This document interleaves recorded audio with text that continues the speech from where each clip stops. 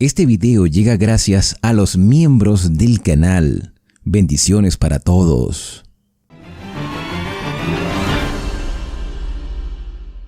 Hoy en nuestro recorrido explicativo por las Sagradas Escrituras hemos llegado al capítulo 4 del segundo libro de Samuel. Un capítulo corto pero que tiene algunos detalles importantes para entender algunos capítulos que vamos a leer más adelante en las Sagradas Escrituras. Principalmente este capítulo habla de la muerte de Is-Boset. Como vimos en el capítulo anterior, Abner murió de una manera cruel porque Joab ejerció la venganza en un lugar donde no se podía quitar la vida a nadie porque era una ciudad de refugio. David manifestó dolor por la muerte de Abner, quien se le había acercado para hacer alianza con él y devolverle el reino que Dios le había otorgado. Por derecho el reino le pertenecía a David porque así había sido la voluntad del Señor. Pero Abner había colocado a uno de los hijos de Saúl, a Is-Boset, en un trono circunstancial en el lado oriental, en la tierra de Galaad, y estaba dominando gran parte del territorio israelita solo por la ayuda de Abner. Al Abner estar muerto, Is-Boset entonces estaría totalmente débil porque había sido considerado como un inepto para el trono. Dice el versículo 1 del capítulo 4 que cuando el hijo de Saúl oyó que Abner había sido muerto en Hebrón, en la ciudad de refugio, desfallecieron sus manos y todo Israel se atemorizó. ¿Cuál era el temor de Israel si Israel realmente quería que David tuviese el gobierno de todos los territorios? ¿Cuál era el temor real del pueblo de Israel según lo describe este primer versículo? Era el hecho de que se había violado una norma precisa acerca de las ciudades de refugio. El hecho de que se haya quitado la vida a Abner en Hebrón era una indicación de que había una falta de respeto a las normas establecidas. Israel había cometido muchas faltas en el pasado, pero se respetaba las ciudades de refugio. Y esto fue un irrespeto a las ordenanzas dadas por Moisés. Moisés, por supuesto, fue movido por el Espíritu Santo, así que esta era una orden divina. El pueblo se atemorizó. Dice, si ahora se están violando las leyes, si se está irrespetando las normativas, ¿qué será después? ¿Qué pasará más adelante? Por eso es que David dejó en claro que él no estaba de acuerdo con lo que Joab había realizado, pero Is-Boset y gran parte del pueblo de Israel estaban temerosos por las cosas que podrían pasar. El hijo de Saúl tenía dos capitanes, dos personas que eran sus cuidadores, sus ayudantes. Aparte de Abner, estos dos capitanes eran los que ayudaban a Is-Boset en el reino. Estos dos capitanes de su compañía, uno se llamaba Baná y otro se llamaba Recab. Eran hijos de Rimón Berotita, de los hijos de Benjamín. Eran benjaminitas porque Berob era toda de la tierra de Benjamín. Los berotitas habían huido a Gataín y quedaron como forasteros hasta hoy. Una gran parte de ese territorio huyeron quizás por el temor de no saber qué ocurriría más adelante. Por eso es importante que nosotros seamos prudentes en nuestras acciones como hijos de Dios. Lamentablemente vivimos en un mundo donde los gobernantes, los dirigentes, las personas que tienen responsabilidades y cargos públicos, la mayoría de ellos no tiene temor ni respeto de Dios y no sabemos qué esperar de ellos. Pero en este caso estamos hablando del pueblo de Israel. Saber que tenían ahora un gobernante que podía quizás ser peor que el anterior llenaba de temor a algunas personas. Se había malinterpretado a David y David quería dejar en claro que él no estaba de acuerdo con las acciones que fueran en contra de lo que Dios había establecido. Pero había temor y muchos huyeron a otros lugares. Se menciona este grupo de personas, a los berotitas que huyeron. Dice el versículo 4 y aquí cambia un poco la historia porque hace referencia a uno de los hijos de Jonathan, un hijo muy pequeño que en medio de toda esta circunstancia sufrió mucho. Dice el versículo 4 que Jonathan tenía un hijo lisiado de los pies de 5 años de edad, pero esta enfermedad, esta dificultad, esta limitación física, no fue que nació con esta misma condición, sino que esto le ocurrió debido al temor de otras personas, al miedo, a la desesperación de no saber lo que iba a ocurrir con su vida. Este niño quedó lisiado. Nótese que aquí se hace mucho más énfasis acerca del miedo, de lo que puede pasar cuando las personas actúan por miedo. Por miedo se toman decisiones inadecuadas. Tenemos miedo a muchas cosas. Tenemos miedo a pasar hambre. Tenemos miedo a no tener los recursos para sufragar los gastos y los compromisos que tenemos. Tenemos miedo a la muerte.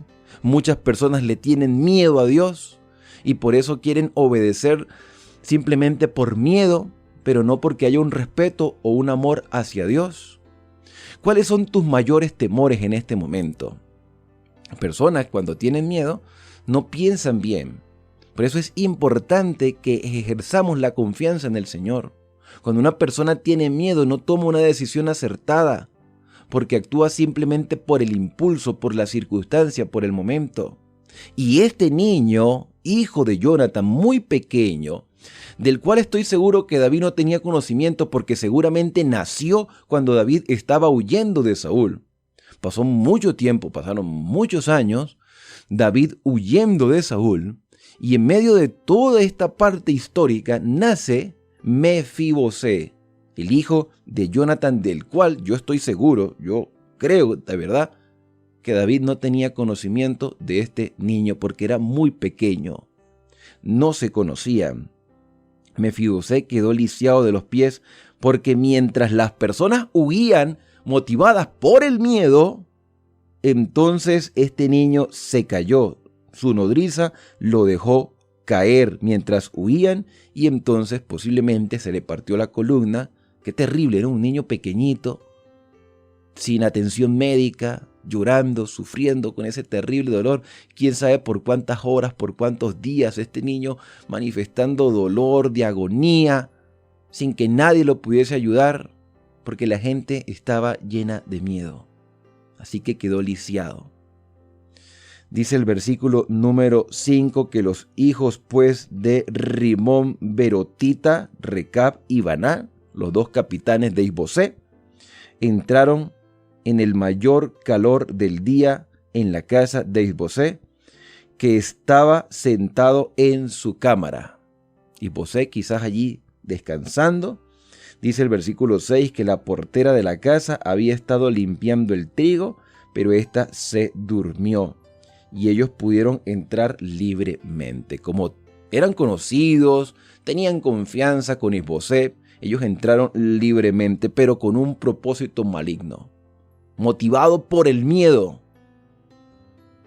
Cuando llegaron al interior, Isbosé dormía en su cámara, lo mataron de manera despiadada, le cortaron la cabeza y caminaron toda la noche por el camino de la llanura. Llevaron la cabeza de Isbosé a David. Yo no sé qué pensaba esta gente y qué querían con David. Querían congraciarse con él, pero ir a llevarle una cabeza de una manera grotesca de uno de los hijos de Saúl. David claramente tuvo una reacción y nos recuerda lo que pasó con aquel hombre que dijo haber matado a Saúl. Aquel amalecita que llegó ante David trayéndole la corona y los brazaletes del rey de Israel. Y dijo, yo maté a Saúl porque Saúl me pidió que lo matara. Y David entonces lo castigó terriblemente por su propio testimonio. Ahora estos dos hombres le llevan la cabeza de Isbosé como si fuese un trofeo para querer congraciarse con el rey. Pero dice entonces que David respondió, versículo 9, a Recab y a Baná, los hijos de Rimón: vive el Señor, que me has redimido de toda angustia. Que cuando uno me anunció que Saúl había muerto, imaginándose que traía una buena noticia, lo prendí y lo maté en Siclag en pago de su noticia. Aquí llegó alguien diciendo, yo maté a Saúl. Y era mentira. Era mentira porque él no mató a Saúl. David se enteró de la verdad, pero ese muchacho murió por mentir. Y en este caso, estos dos hombres mataron despiadadamente, de manera cruel, criminal, al hijo de Saúl. No tenían que haber hecho eso. Así como no tenía que la nodriza por el miedo ir corriendo y dejar caer al pobre Mefibosé. Mis queridos hermanos, si tú tienes algún tipo de temor en este momento, por alguna dificultad, porque tienes una deuda, porque tienes algún tipo de problema económico, de salud o familiar, y a veces actúas por miedo, detente un momento y consulta al Señor. Estos dos hombres, teniendo miedo de David, no sé por qué, quizás por lo que Joab había hecho, fueron y le llevaron la cabeza de Isbosé, le quitaron la vida a una persona, de una manera cruel. Y David dice el versículo 11, ¿cuánto más haré a los malos hombres que mataron a un hombre justo en su casa y sobre su cama? Sí, la Biblia describe muchas muertes, por lo general en guerras, en batallas, en conflictos. Pero ir a quitarle la cabeza a un hombre que estaba indefenso en su propia cama, eso era maldad. Ahora pues no tengo que demandar su sangre de vuestras manos y quitaros de la tierra. Yo creo que lo justo es que ustedes ahora tengan que morir. Ustedes tenían miedo de morir por mi mano. Ahora van a morir de verdad. Ustedes querían congraciarse conmigo, pero no lo lograron. Esa no es la manera de quitarle la vida a alguien. Entonces David mandó a sus siervos que los mataran. Después les cortaron las manos y los pies y los colgaron sobre el estanque de Hebrón. Luego tomaron la cabeza de Isbosé y la enterraron en el sepulcro de Abner en Hebrón. ¿Qué quería David con esto? David quería demostrar que él no tenía rencor a la familia de Saúl. Las personas pensaban que él iba a llegar como alguien agresivo a tomar el trono por la fuerza. Pero David, a pesar de sus errores, aprendió a aceptar la voluntad del Señor, a aceptar los tiempos del Señor. Y tú y yo también debemos aprender a tener paciencia, ser perseverantes y confiar en el Señor, aún en las mayores dificultades. La Biblia nos promete que el Señor proveerá para sus hijos. Por eso dice que no ha visto justo desamparado ni su simiente que mendigue pan. El escritor que presentó ese mensaje tenía la seguridad de que Dios provee para sus hijos. No tienes que desesperarte. No tienes que vender tu integridad. No tienes que violar los mandamientos del Señor por la desesperación. Necesitamos confiar en el Señor y Él hará. Si pones tu confianza en el Señor obrará en su tiempo adecuado. Él nos ayudará en nuestra debilidad. Miren las consecuencias de tener miedo. Por eso el Señor nos insta a no tener temor, sino a confiar porque Él tiene el control de todas las cosas. Nada pasa sin que Dios lo permita. Hay cosas inadecuadas que ocurren en este mundo, pero porque los hombres toman sus propias decisiones sin consultar al Señor. Cuando tú y yo consultamos al Señor y no somos presa del miedo, entonces estaremos seguros. Hay mucho miedo, hay mucho temor en este mundo, pero Dios es nuestro protector, es nuestro amparo, es nuestro refugio. Podemos descansar tranquilos porque Él está a nuestro lado. Sus ángeles acampan a nuestro alrededor. Dios proveerá nuestro pan, proveerá para el vestido y como dijo el Señor Jesús, mira las aves del cielo, mira los lirios del campo. Las aves no siembran, no riegan, pero Dios le provee su alimento. ¿No valemos más nosotros que las aves? ¿No valemos más nosotros que las flores que hoy están, que hermosean la naturaleza, pero que el día de mañana se mueren? No tengas temor de las cosas que van a suceder, porque Dios provee para nosotros. Hoy es un día para no tener miedo. Hoy es un día para confiar en el Señor y tener la seguridad de que Él es nuestro ayudador. No vendas tu integridad. no pisotees los mandamientos del Señor por miedo. Más bien, confiemos en Él, que el Señor nos demostrará que está a nuestro lado. David no fue culpable ni de la muerte de Abner, ni de la muerte de Isbosé, como tampoco fue culpable de la muerte de Saúl. Ellos murieron por sus propios errores. En el caso de Abner, murió de una manera cruel, igualmente que Isbosé. Pero si ellos realmente estaban arrepentidos de las acciones que cometieron, tenemos la bendita esperanza de que ellos también se podrán levantar cuando Cristo venga en las nubes de los cielos. Esa misma esperanza la debemos tener nosotros ahora, en este tiempo. Bien, y de esta manera hemos llegado al final de nuestro capítulo explicativo por el día de hoy. No me quiero despedir sin antes agradecerle a Dios por esta maravillosa enseñanza que nos permite a confiar y a no tener miedo. Vamos a orar. Querido Padre, muchas gracias, Señor, porque tú fortaleces nuestra fe.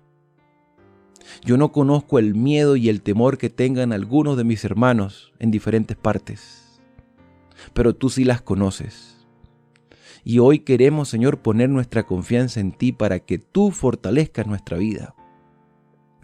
Para que tú, Señor, demuestres que eres nuestro sustentador, que nunca nos has abandonado, que nos ayuda, Señor, cuando pareciera que todo está perdido, allí estás tú con nosotros. Gracias, Padre, porque para nuestra vida hay esperanza en este momento.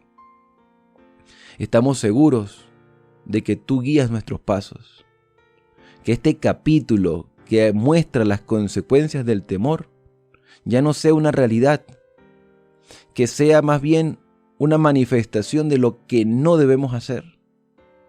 Por eso, Padre, solamente en ti está nuestra confianza. Guía nuestros pasos, perdónanos si te hemos fallado, y gracias por esta nueva oportunidad de vida que nos regalas. Son agradecimientos que hoy te hacemos en el santo y bendito nombre de Cristo Jesús. Amén. Bien, y ahora al despedirnos, decimos a cada uno: Dios te bendiga y te guarde. Haga resplandecer Dios su rostro sobre ti y tenga de ti misericordia. Dios alce sobre ti su rostro y ponga en ti paz. La invitación es para el día de mañana, cuando regresaremos para analizar juntos el capítulo número 5 del segundo libro de Samuel. Suscríbete a este canal y activa las notificaciones para que no te pierdas el próximo video y compártelo con otras personas.